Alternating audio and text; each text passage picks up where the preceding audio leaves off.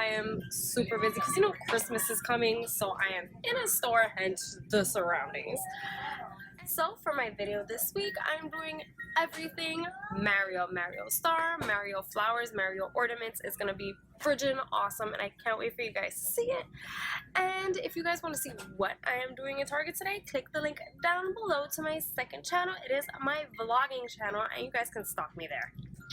So I love you. See you guys later. For my first DIY, all you're going to need is black and yellow felt, scissors, a Sharpie, and of course a star. This one I love because there is no wire. It just has this really awesome on and off button to make life way simpler. So first you're going to start off by tracing the star on the yellow felt, leaving about a ½ inch space so you can use it in your fold to glue down.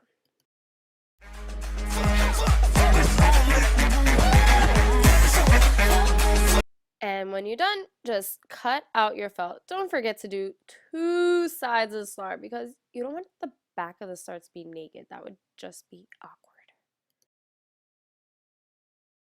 Next, you're going to cut out the sides of the star.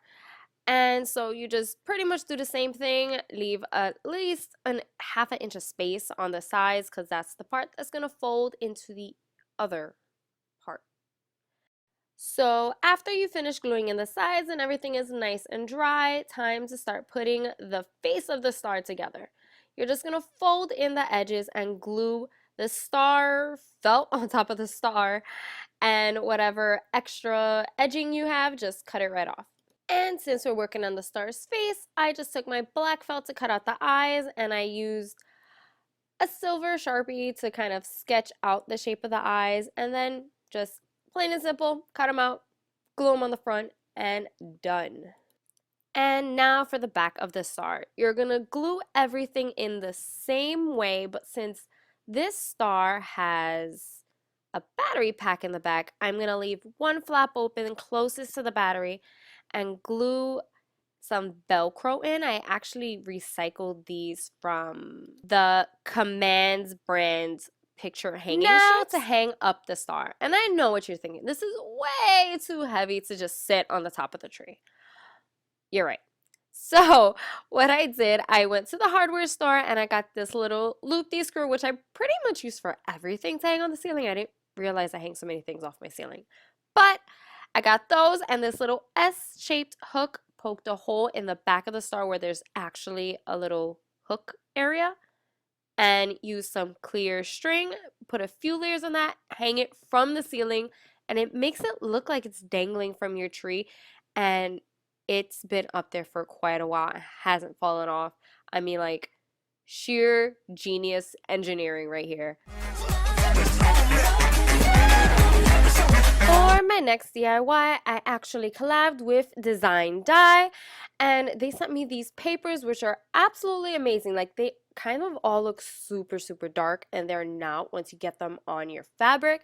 But what you're going to do is build on whatever picture you want. You're going to cut out every shape that you need on each color paper just by drawing on the back of it. Then spraying your fabric with the little solution spray that they give you. It really helps the dye stay in the fabric. And then layer each paper on in the order that you want it. And for the white face of the flower that I'm making, I'm just going to cut a regular piece of white paper and put it under the yellow layer. Once you finish putting all your little papers in the order that you need it, you're going to place the sheer paper on top of that. It helps to not burn your fabric or burn the paper. And grab your iron and evenly distribute the heat while moving it around, holding it for about 20 seconds, 20 to 30 seconds. And if you want your colors to be darker on your material, you just keep adding it for 15-second intervals and it will get darker. And I think this was absolutely adorable. And this, like, seriously became my new favorite product ever. It's better than silkscreen because you're literally doing it yourself and it's way easier. I can tell you're curious. It's written on your lips. Ain't no need to hold it back. Go ahead and talk your shit. I know you're hoping that I'll react. I know you're hoping I'm looking back. Now to make it into a little stuffed guy.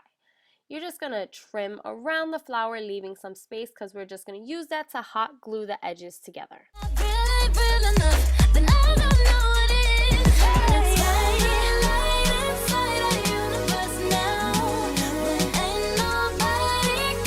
You're gonna hot glue the flower face down on the material that you're gonna use as the back of your little ornament pillow.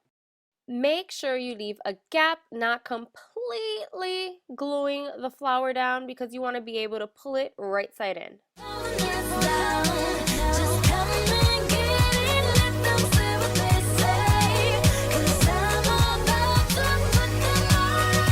And once you've done that, now you can grab a little bit of fluff because all you're going to need is about a handful just to make it a little puffy. Put it in and then hot glue your little hole closed and you're done. This is the most time-consuming project of them all because if you know perler beads, you will be there forever. It is way easier if you're looking at a picture that's already perler beaded. So I'm going to have the link down below to my blog and you guys can see the pictures up close so that way it's easier to count in place which color bead you need. It's pretty much by color by numbers. So it is way easier because this is such a self-explanatory project. I just thought this was a really awesome idea.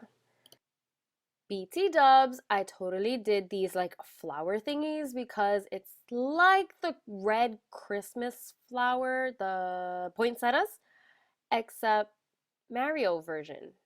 So I didn't want poinsettias. I wanted something cooler and I thought this was cooler and yeah. Now I got these pots and green foam from Michael's and then I'm going to put my flowers inside. I started by grabbing one of my green coney things and just measuring it with the pot on the inside with my scissors, poking a hole and then cutting it in half or just cutting out the part that I really don't need. Once I got the bottom part of my cone inside, I took the scissors again, poking a hole right in the middle so it was easier to place my beaded flower in. Once my flower was inside, I had all that negative space that needed to be filled.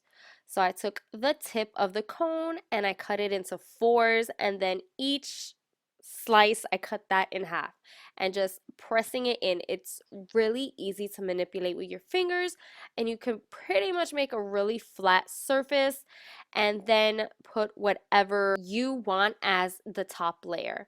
For one, I took a bunch of different shades of brown perler beads and I threw it in to look kind of like pixelated dirt, which came out super cute. But since that pretty much took all the brown perler beads that I had, I used the moss that I had from previous projects and I used that as the filler for my other two flowers.